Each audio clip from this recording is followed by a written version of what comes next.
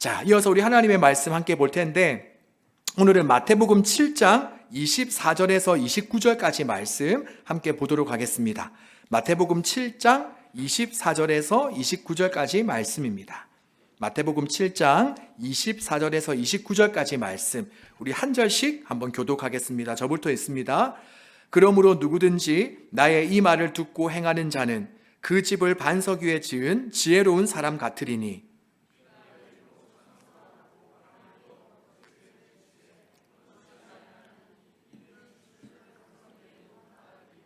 나의 이 말을 듣고 행하지 아니하는 자는 그 집을 모래 위에 지은 어리석은 사람 같으리니.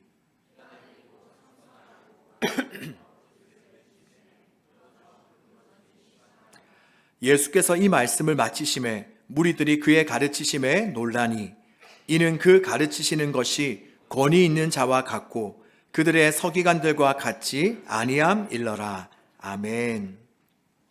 네, 지난 12월 첫째 주일을 시작으로 한 달 동안 여러 가지 관점에서 예수님에 대해 살펴보기로 말씀을 드렸습니다. 자, 혹시 2주 전에 우리 어떤 말씀을 이 자리에서 함께 나누었는지 혹시 기억하고 있나요? 네, 처음부터 곤란한 질문을 드려서 죄송합니다. 자, 바로 예수, 인간의 몸으로 오심이라는 제목을 가지고 예수님께서는 이 땅에 인간의 몸으로 오셔서 우리가 겪은 모든 것들을 다 겪으셨다.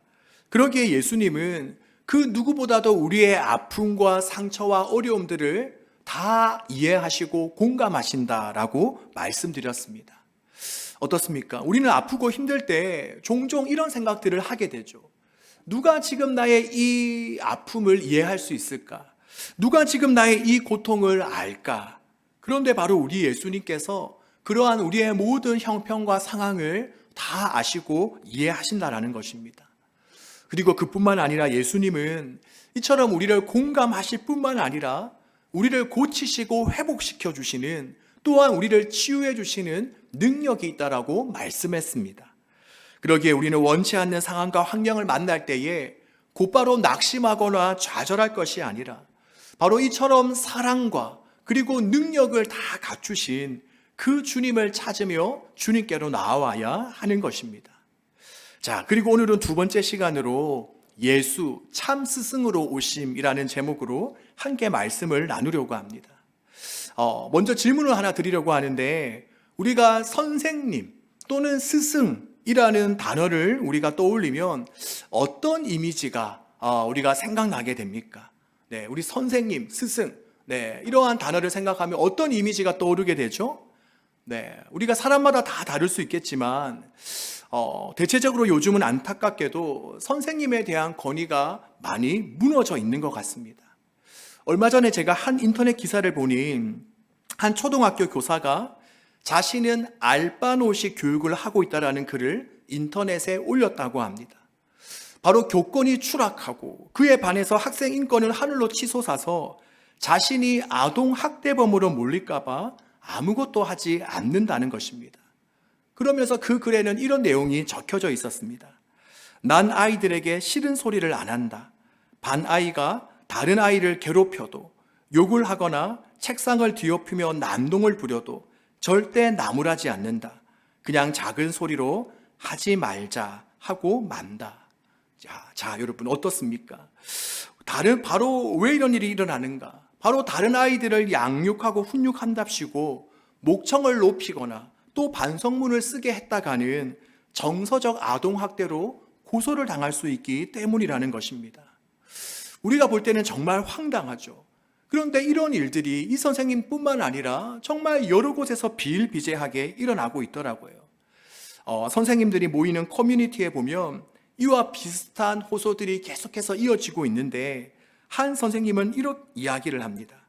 학교 복도에서 뛰어다니는 학생에게 그럼 위험하잖니 하고 나무랐다가 학생 어머니로부터 아이가 억울하다며 밤새도록 울었다. 아동학대로 신고하겠다라는 전화를 받았다고 합니다.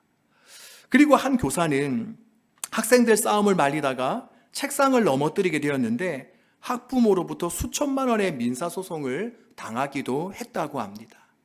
어떻습니까? 저는 이 기사를 보면서 와, 보통 사람이면 요즘 세상에 진짜 선생님을 하기가 진짜 힘들겠다라는 생각이 들었습니다.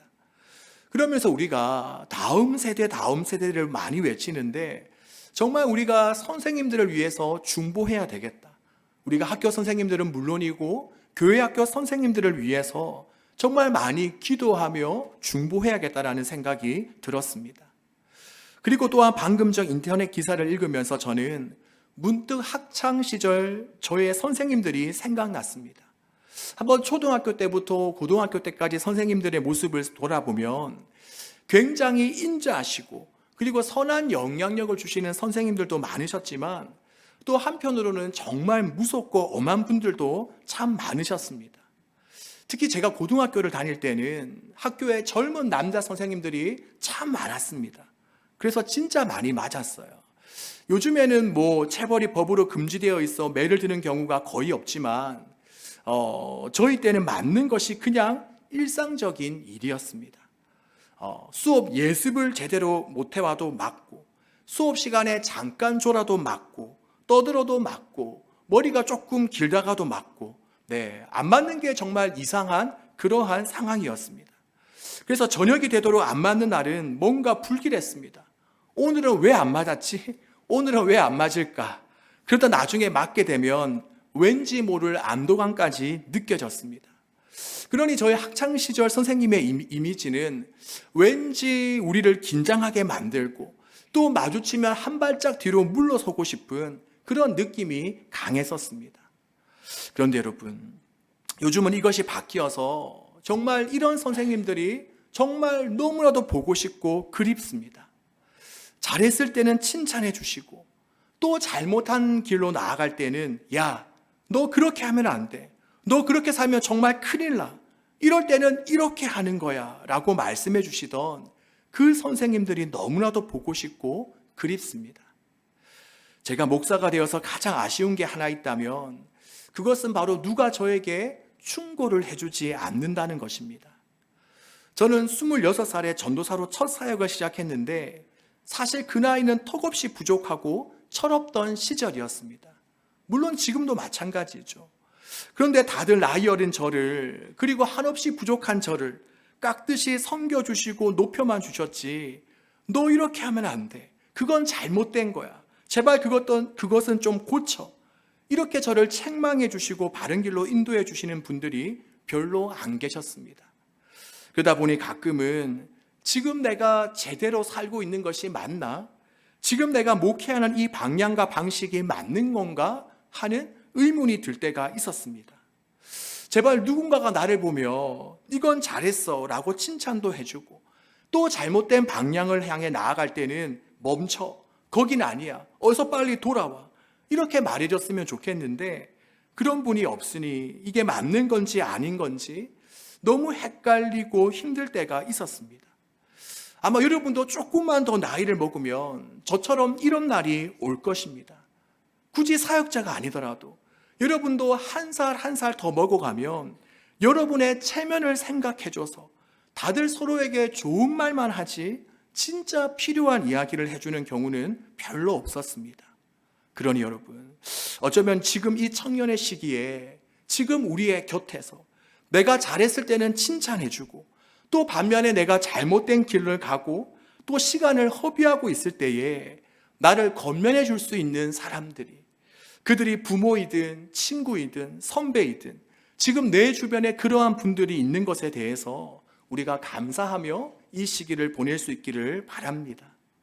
자, 그런데 이렇게 늘 멘토에 대한, 선생님에 대한 아쉬움을 가지고 살아가다가 어느 날 제가 한 가지 사실을 깨닫게 되었습니다.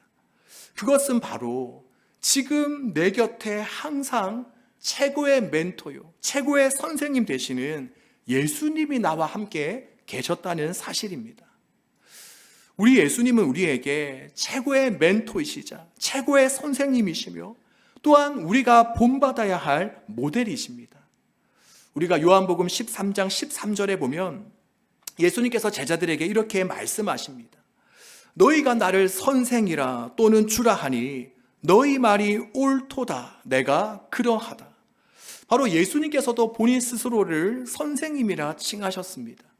그리고 또한 오늘 본문 28절과 29절을 보면 예수께서 이 말씀을 마치심에 무리들이 그의 가르침에 놀라니 이는 그 가르치시는 것이 권위 있는 자와 같고 그들의 서기관들과 같이 아니함일러라 라고 말씀합니다.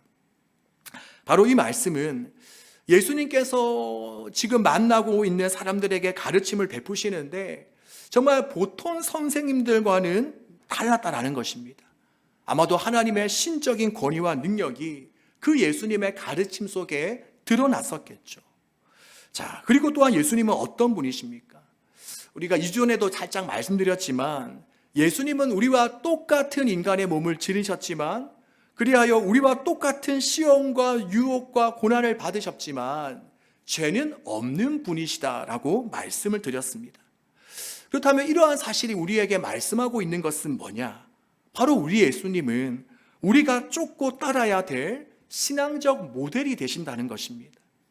즉 우리는 우리와 똑같은 몸을, 그래서 우리와 똑같은 연약함과 한계를 지니셨지만 그럼에도 불구하고 죄짓지 않으시고 그럼에도 불구하고 항상 바른 길을 걸어가시는 그 예수님의 모습을 보면서 우리는 신앙인은 저렇게 살아가야 되는 거구나.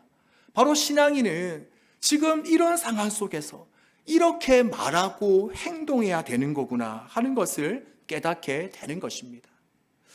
우리가 이 세상을 살다 보면 여러 가지 경우에서 지금 내가 어떤 선택과 결정을 해야 될까? 지금 내가 이 상황에서 무엇을 붙잡고 추구해야 될까가 헷갈릴 때가 있습니다.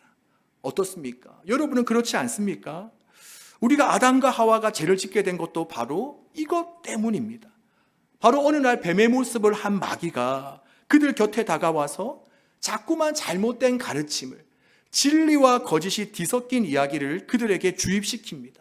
얘들아, 정녕 저 산악과를 먹으면 죽는다고 했어? 아니야. 너희는 절대로 죽지 않아. 오히려 너희가 이것을 먹으면 너희는 하나님처럼 될 거야 하고 거짓을 불어넣었습니다. 그리고 결국 아담과 하와는 그 거짓된 가르침을 붙잡다가 결국은 죽음을 맞이하고 말았습니다. 그런데 여러분, 이러한 마귀의 수법은 2000년이 지난 오늘도 마찬가지입니다. 마귀는 계속해서 아주 상냥하고 세련된 그 천사의 모습으로 가장하고 우리에게 다가와서 진리와 거짓이 뒤섞인 말들로 우리에게 속삭입니다. 그리고 결국 그 헛되고 잘못된 것들을 붙잡고 살다가 우리로 하여금 죽게 만드는 것입니다. 자, 그런데 여러분, 놀라운 사실은 뭐냐? 생각보다 여기에 많은 신앙인들이 걸려 넘어진다는 것입니다. 저도 지금껏 몇몇 교회를 돌아다니다 보니 아니 저런 분이 저런 선택을 했다고? 저런 분이 저런 결정을 내렸다고 하는 일들을 종종 보았습니다. 이처럼 신앙의 연수가 있고 믿음이 좋아 보였던 분들도 요즘 세상이 워낙 혼미하다 보니까, 요즘 세상이 워낙 거짓과 진리가 뒤섞여 있다 보니까 잘못된 선택과 판단과 모습을 할 때가 꽤 많이 보입니다. 자, 그렇다면 이처럼 모든 것이 혼미한 이러한 지금의 현실과 상황과 환경 속에서 우리가 거기에 흔들리거나 우리가 잘못된 선택을 내리지 않을 수 있는 비결은 무엇입니까? 그것은 바로 우리의 참 스승 되신 예수님으로부터 우리 신앙인들이 마땅히 걸어가야 될 그 길, 또 조금 더 구체적으로 이야기하면 우리가 성경에 나와 있는 하나님의 말씀으로부터 또 내 안에 계신 예수님으로부터 참된 길과 진리와 가치관을 보고 배우는 것입니다. 자, 그렇다면 저와 여러분은 과연 하루 중에 얼마나 성경을 읽고 있습니까? 또한 하루 중에 우리는 얼마나 내 안에 계시는 그 주님의 음성과 속삭임에 귀 기울이고 있습니까? 어찌 보면 참 따분하고 지루한 책이 성경책인 것처럼 여겨지는데 바로 이 성경책에는 우리가 어디에서 왔고 우리가 어디로 가고 있고 또 어떻게 살아가야지에 대한, 즉 진리와 가르침, 바로 하나님의 말씀이 담겨져 있습니다. 우리가 어떤 제품을 사면 그 제품과 함께 항상 들어있는 것이 있는데 그게 뭐죠? 네, 우리가 어떤 제품, 물건을 사면 뭐가 항상 들어있죠? 네, 바로 사용 설명서가 들어있습니다. 바로 사용 설명서에는 이 제품을 어떻게 사용해야 되는지, 그리고 주의사항은 없는지, 또 세 번째, 잘못된 경우에 어떻게 대처해야 되는지에 관한 그런 내용들이 적혀져 있습니다. 그리고 우리는 값이 나가면 나갈수록, 또 금액이 비싸면 비쌀수록 이 사용 설명서를 잘 챙겨보게 됩니다. 왜냐? 비싼 물건을 잘못 사용하거나 조작해서 고장나거나 잘못되면 큰일 나기 때문이죠. 자, 그런데 여러분, 바로 이 성경이 꼭 이 사용 설명서와 같습니다. 지금 우리 여러분, 우리 한 명 한 명은 너무나도 고귀하고 존귀하기 때문에 하나님께서는 그냥 우리에게 생명만 주셔서 우리로 하여금 아무 때나 살도록 하지 않으셨습니다. 바로 하나님은 생명을 주신 것과 함께 우리 인생의 사용 설명서인 성경을 함께 주셨습니다. 그래서 과연 우리가 어떻게 살아야 정말 가치 있는 삶을 살 수 있는가? 또 우리가 인생을 살아가면서 꼭 하지 말아야 될 것, 주의해야 될 것은 무엇인가? 또 만약 우리가 어려움이나 공경에 빠졌을 때에 어떻게 대처해야 되는가를 바로 이 성경을 통해 주셨습니다. 그러기에 하나님의 형상대로 만들어진 정말 귀한 이 한 사람 한 사람이 정말 창조주 하나님의 뜻과 계획에 맞게 살아가기 위해서는 바로 이 인생 사용 설명서인 성경에 집중하는 삶을 살아야 하는 것입니다. 어느 한 목사님이 미국에 있는 교회를 방문하셨는데 그 교회에 아주 인상적인 것이 하나 있었다라고 합니다. 바로 이제 교회에 들어가는 쪽에 엄청난 양의 벽돌로 약 한 5층 높이 정도의 외벽을 쌓고 그 벽돌들로 목자이신 예수님의 모습을 형상화해 놓은 것입니다. 이 목사님은 그것이 너무 멋지셔서 쳐다보고 있다가 순간 이런 생각이 드셨다라고 합니다. 저 엄청난 것을 어떻게 만들었을까? 어떻게 저 수많은 벽돌을 쌓았을까?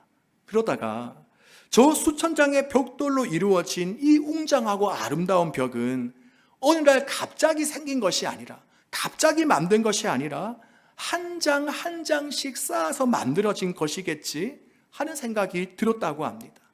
그렇습니다. 바로 그날의 그 멋진 모습은 어느 날 한순간에 이루어진 것이 아니라 바로 한 장씩 한 장씩 차곡차곡 쌓아 나감으로써 오랜 시간에 걸쳐서 만들어진 것입니다. 여러분, 이것은 우리도 마찬가지입니다. 우리가 매일 하루 조금이라도 시간을 내어서 우리가 하나님의 말씀도 보고 또 기도도 하면서 내가 오늘 하루를 어떻게 살아갈 것인가? 오늘 하루 내가 어떻게 예수님의 관점과 마음으로 이 세상을 바라보며 대할 것인가? 또 내가 학생으로서 직장인으로서 과연 어떻게 살아가는 것이 하나님을 기쁘시게 할 것인가? 바로 고민하는 사람과 그리고 고민하지 않는 사람은 나중에 엄청난 차이가 나는 것입니다. 우리가 지금 당장은 지금 그냥 옆에 있을 때에는 별반 다르지 않는 것처럼 보입니다. 우리가 하루에 한두 장 쌓는 것이 뭐 그렇게 특별하게 대단하게 여겨지겠습니까? 하지만 그것이 6개월이 지나고 1년이 지나서도 여러분 별반 다르지 않게 보일까요? 매일 그런 삶을 살아가는 사람은 하루에 벽돌 하나씩 쌓는 사람은 1년 후면 몇 개를 쌓게 되죠? 네, 365개의 벽돌을 쌓게 됩니다. 그런데 하루에 아무것도 쌓지 않는 사람은 1년 후에 단 한 개의 벽돌도 쌓지 못합니다. 그리고 그것이 5년이 지나고 10년이 지나면 엄청난 차이가 나게 되는 것입니다. 우리 사랑하는 여러분, 하나님께서 창조하신 이 고귀한 인생, 하나님의 뜻과 계획 가운데 살아가기를 원하십니까? 또 하나님께서 우리를 계획하시고 디자인하신 대로 살아가기를 원하십니까? 그렇다면 우리는 날마다 우리의 참 스승 대신, 우리의 참 멘토요, 스승이요, 우리가 따라가야 될 모델 대신 예수님 앞으로 나아가야 됩니다. 날마다 예수님의 음성과 말씀에 귀 기울이는 삶을 살아가야 하는 것입니다. 그리고 또한 중요한 것은 듣는 것으로는 부족합니다. 우리가 듣기만 하고 지키지 않으면 무슨 소용이 있겠습니까? 우리가 한번 본문 24절부터 27절까지 우리 예수님께서 어떤 말씀하시는지 우리가 잘 알지만 그래도 다시 한 번만 더 우리 함께 한번 읽어보도록 하겠습니다. 시작. 그러므로 누구든지 나의 이 말을 듣고 행하는 자는 그 집을 비가 내리고 창수가 나고 바람이 불어 그 집에 부딪히되 무너지지 아니하나니 이는 주추를 반석 위에 놓은 까닭이요 나의 이 말을 듣고 행하지 아니하는 자는 그 집을 모래 위에 지은 어리석은 사람 같으리니 비가 내리고 창수가 나고 바람이 불어 그 집에 부딪힘에 무너져 그 무너짐이 심하니라. 아멘. 우리가 방금 이 말씀을 보면 주님의 말씀을 듣고 또 듣는 것과 함께 순종하는 자는 어떤 사람과 같아라고 합니까? 바로 반석 위에 정말 튼튼한 기초 위에 집을 지은 사람과 같아서 비가 내리고 또 바람이 불어도 무너지지 않는다라고 말씀합니다. 하지만 반면에 주일 설교 시간에 말씀을 듣기만 할 뿐 그것을 삶 가운데 지키지 않는 자는 비가 내리고 바람이 불 때에 그 무너짐이 심하다라고 말씀합니다. 우리 사랑하는 여러분, 왜 우리의 믿음과 마음이 날마다 무너져 내리는지 아십니까? 우리가 예배나 수련회 때는 뭔가 마음에 흥분도 생기고 열정도 생겨서 이제는 뭔가 다 된 것 같은데 내가 이제는 예수님을 잘 믿는다라고 생각했는데 왜 또다시 그 마음이 사라지고 우리의 마음이 우리의 삶이 무너집니까? 바로 듣기만 할 뿐 순종하지 않기 때문입니다. 그냥 우리가 익숙한 말씀을 듣는 것에 만족하고 또 때로는 거기에 조금 눈물로 또 마음이 울컥하는 것으로 반응하는 것을 보고 오늘 내가 은혜 받았구나, 내가 신앙생활 잘하고 있구나, 우리가 거기까지만 생각했을 뿐 정말 우리가 그 말씀을 붙들고 순종하기 위해서 치열하게 싸우는 과정이 없었기 때문입니다. 그러기 여러분, 우리 모두는 정말 하나님이 원하시는 삶, 하나님께 인정받는 삶, 정말 하나님 아버지의 마음을 시원케 하는 삶이 되어지기를 바랍니다. 자, 그런데 우리가 그렇게 하기 위해서는 어떻게 해야 된다고요? 바로 잘못된 우리를 잡아주시고 또 무너져 좌절할 때 다시금 우리를 일으켜 세워주시며 또 마땅히 걸어가야 될 그 길을 인도해 주시고 보여주시고 지도해 주시는 바로 참 스승 되시는 예수님 앞으로 우리는 날마다 나아가야 하는 것입니다. 그리고 그렇게 매일매일 하나님 앞에서 우리가 그분의 말씀을 듣고 순종하다 보면 우리가 그렇게 하루하루 믿음의 벽돌, 우리가 신앙의 벽돌을 하루하루 쌓아 나가다 보면 우리가 하나씩 쌓을 때는 모르죠. 이것이 얼마나 귀한 것인지. 근데 결국 그것이 3년, 5년, 10년 뒤에 거대한 믿음의 유산으로 우리에게 남게 되는 것입니다. 그러기 여러분, 우리가 매일매일 정말 주님 앞에 나아가기를 소망합니다. 매일매일 하나님의 인도하심을 받으며 우리가 나아가기를 소망합니다. 그리고 날마다 우리가 주님 앞에 이런 고백을 올려드리기를 소망합니다. 주님, 우린 연약합니다. 우린 자꾸 넘어집니다. 주님, 우린 오늘 하루를 힘겨워하며 자꾸만 또 실수를 합니다. 그런데 더욱더 절망적인 것은 주님의 뜻이 무엇인지, 주님이 무엇을 원하시는지도 저는 잘 모릅니다. 그러기에 주님이 원하시는 삶을 살아간다는 것은 더더욱 힘들고 어렵습니다. 그래서 주님, 이 시간 참 스승 되시는 주님 앞으로, 우리의 신앙의 모델 되시는 주님 앞으로 이 시간 나아갑니다. 저의 잘못된 습관과 죄들을 바로잡아 주시고 또 마땅히 제가 걸어가야 될 그 길을 오늘 이 시간 알려주시옵소서. 또한 주님의 그 가르침에 순종하며 따라가게 하여 주시옵소서. 날마다 우리가 이러한 고백을 주님 앞에 올려드리면서 주님의 가르침과 주님의 인도와 주님의 다스림을 받는 삶을 살아가야 하는 것입니다. 우리 사랑하는 여러분, 우리 함께 해보지 않으시겠습니까?